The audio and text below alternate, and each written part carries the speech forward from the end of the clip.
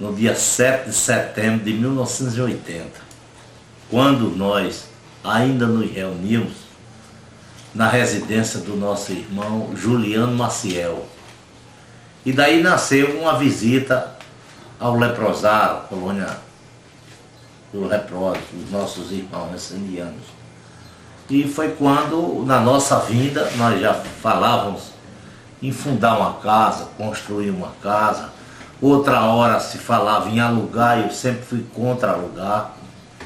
Foi quando nós começamos a elaborar os estatutos dessa casa, arranjamos estatuto de outras casas emprestadas para a gente ter uma ideia do que estávamos fazendo.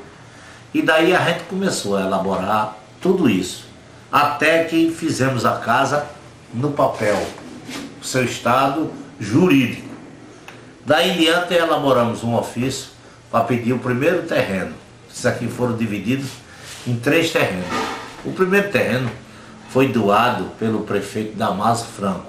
Nós gastamos aproximadamente uns 10 meses a 1 ano, até conseguirmos o terreno. E daí começamos a construção. A tarefa realmente era árdua, com dificuldade. Fomos batendo de porta em porta.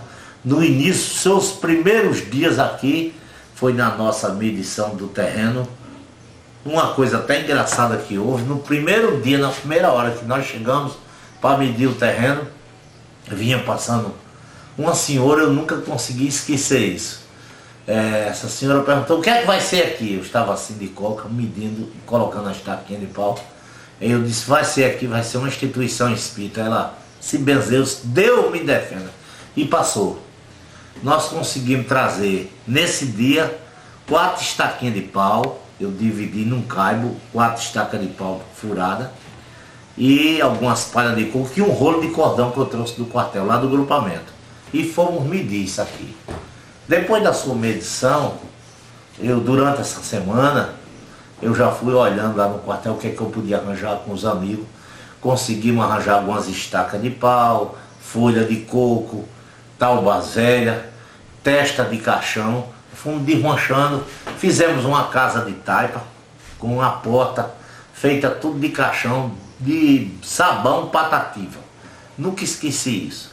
Toda amarrada de arame, feia, toda, mas conseguimos suerguer essa casinha de taipa que ficava ali de frente ao primeiro ou segundo pilar da Mãe Gestrante. Ali era essa casa de taipa, foi o início de tudo isso. Essa foi o carro-chefe. O primeiro atendimento nessa casa foi justamente nessa casinha de taipa. Aqueles que compunham a casa era eu, Juliano Maciel, Maria das Graças Ataíde Dia, Antônia Danta, chamada Toninha de Bahia, Célia, minha mulher, Dona Janice, a esposa de Maciel, o Coronel Hélio, que era naquela época era tenente. Enfim, esse era o grupo do pontapé da casa. Esse foi o pontapé, a luta. Partimos para a luta, com muita fé em Deus, com o apoio, realmente nós não podemos esquecer nunca. Foi o apoio de Deus, de Jesus e dos Espíritos bons. Marchamos para as primeiras campanhas, visitamos empresa de ônibus uma a uma, visitava um, visitava outro, e era um saco de cimento aqui, um não ali. As dificuldades eram imensas, até que nós conseguimos suerguer esse primeiro prédio ali, as paredes. As paredes estavam mais ou menos no meio, a sua metade. E nós tínhamos um pedreiro, um mestre de obra, que é preciso se falar, no nome dele, está do outro lado da vida. Eu tenho pedido nas minhas preces sempre a Jesus por ele, porque ele foi um baluarte em termos do homem analfabeto, grosseiro, pedreiro, afobado. Eu chamava ele, o seu Zé, chamava ele de cerveja quente, porque ele era muito afobado, mas era bom. Muito direito, incentivador para as coisas. E já devíamos 3 meses aí, as paredes já estavam de 1 metro mais ou menos de altura. Quando eu tive que ir uma cerâmica e fui pedir lá alguns tijolos, o cara deu aquela bronca grande, eu voltei triste, chateado, mas não falei nada. E a casinha de taipa funcionava, lá as nossas reuniões.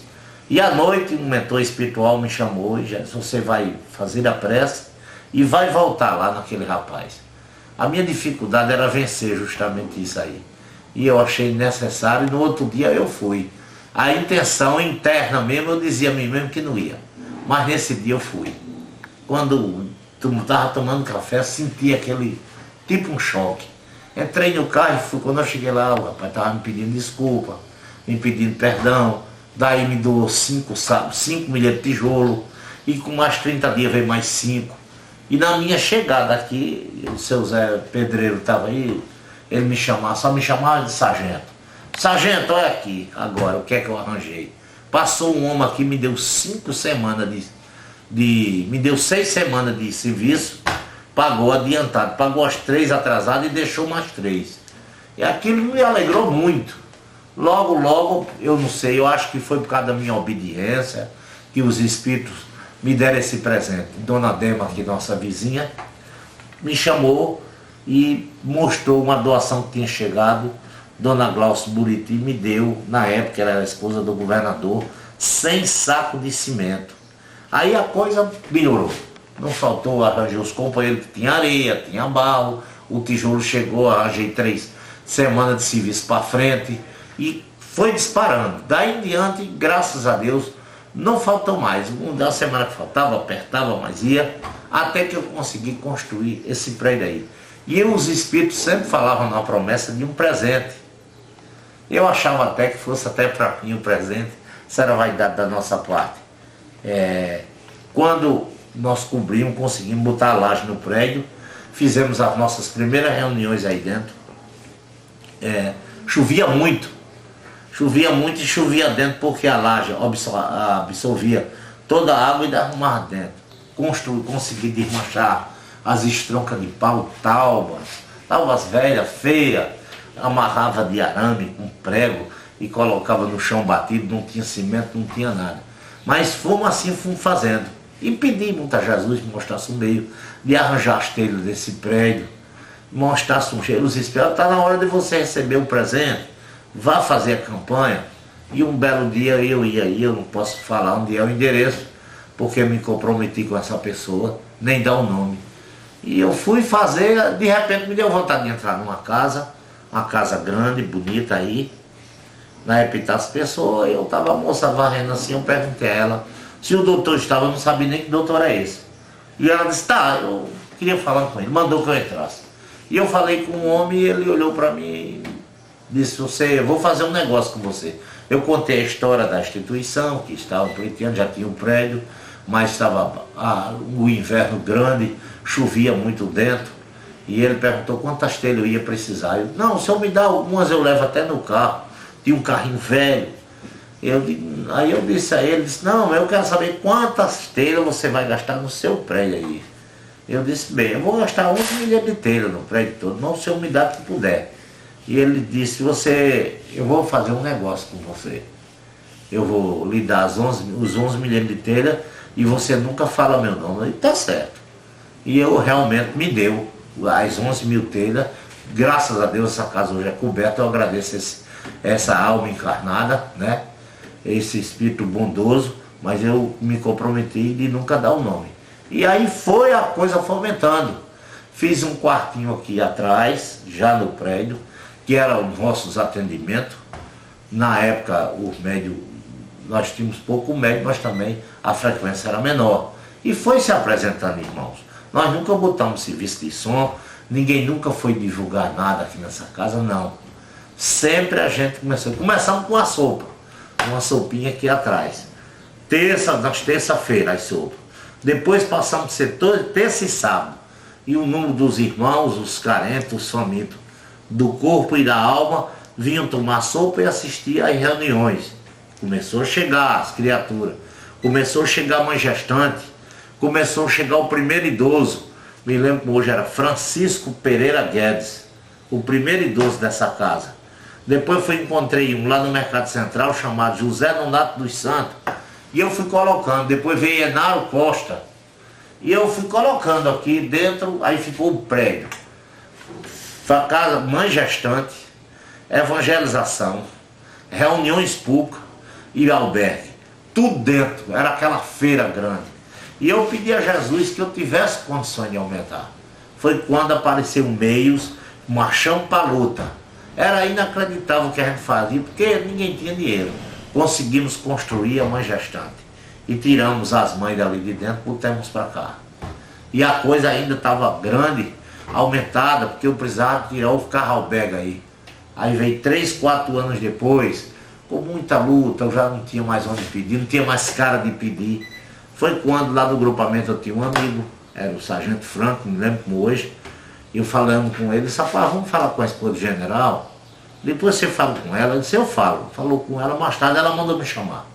Eu expliquei tudo a ela, o general terminou vindo aqui com ela, eu expliquei a nossa intenção, era fazer um primeiro andar, perguntou o que é que eu precisava. Era uma coisa, era até impossível um sargento conseguir trazer um general aqui dentro, o comandante mais, onde eu estava agregado, era a minha unidade de serviço. E ele veio, e eu pedi a ele 12 mil quilos de ferro, que era o ferro que nós ia lá, ferragem, que a gente ia gastar, e 300 sacos de cimento, foi doado. Me deram o pedreiro, me deram o servente, e daí eu consegui esse primeiro andar. Foi aumentando, a sala de baixo ficou os albergues, em cima as reuniões públicas. Tive que ocupar a sala novamente para o trabalho de desobsessão, para sopa. Aí foi quando nasceu o primeiro albergue. Nós transferimos velho, fiz o primeiro albergue com dificuldade e o terreno morreu. O primeiro terreno morria aí, não tinha mais para onde eu correr. Fui para a luta, pedi o prefeito, na época a irmã Giselda Carneiro Arnaud começou a vir aqui nessa casa. Começou a fazer pregações, eu falando com ela. Antônio Carneiro Arnaud era o prefeito, na época irmão dela, e através dela e da irmã Gil Carneiro, arranjei esse segundo terreno. Então a casa cresceu mais com outro albergue. Aí já ficou o prédio com o primeiro andar, casa da mãe gestante e os 2 albergues. Foi quando já encostava no final do segundo terreno, eu não tinha mais para onde correr. Não existia mais meio, nem dinheiro para manter a casa, a coisa cresceu, as despesas aumentaram, eu consegui fazer aqueles quartinhos, e aí com os aluguéis, nós conseguimos pagar os quartinhos, não tinha essas aposentadorias dos idosos como tem hoje, conseguia pagar a água, a luz da casa, comprar algum cimento. Quando nós arranjamos, através da vereadora Creuza Pires, falamos com Carneiro Arnaud e, olha, com o Damaso, com Chico Franca, através da vereadora, era o prefeito da época, Chico Franca, me deu esse outro terreno que encosta lá do grupo. E daí fomos construindo. Construímos o terceiro albergue, construímos lá atrás a caixa d'água que era no centro, tiramos, construímos lá atrás, fizemos o muro e fomos para a luta. E a luta continuava, as despesas aumentavam. Até que chegou a orientação do plano espiritual para se construir o hospital aqui nessa casa. Então era difícil, não existia como eu construir. Quando eu recebi essas orientações, a casa estava endividada em 4 recibos de água, 4 de luz. Nós não tínhamos dinheiro, não tinha como pagar, nós não tínhamos como quitar isso aí. O mundo espiritual disse, a orientação é para fazer. De repente, graças a Deus, eu paguei a água e a luz e divulguei isso no salão. No outro dia já apareceu uma doação de 6 sacos de cimento para o hospital. E me veio na mente inspirações e orientações de outros amigos que eu pudesse bolar um ofício e fosse até a Enlu falar com o doutor Salles, aquele que mataram a Robson. Pois bem, e eu fiz tudo aquilo e fui. Lá eu não conhecia o Dr. Robson, quando cheguei lá eu queria falar com o Dr. Robson. Pois não, aí eu entrei, expliquei tudo isso aí, tudo que eu pedi no ofício, se eu tivesse pedido até mais, ele tinha dado. Ele me deu automaticamente, me deu cimento, me deu ferro, me deu a brita, me deu areia. Jesus tenha ele no bom lugar, os espíritos de luz possa ampará-lo, derramar sobre ele todas as bênçãos do céu, porque a construção material desse hospital, a maioria, 50% ou 60%, saiu das mãos dele, da administração dele.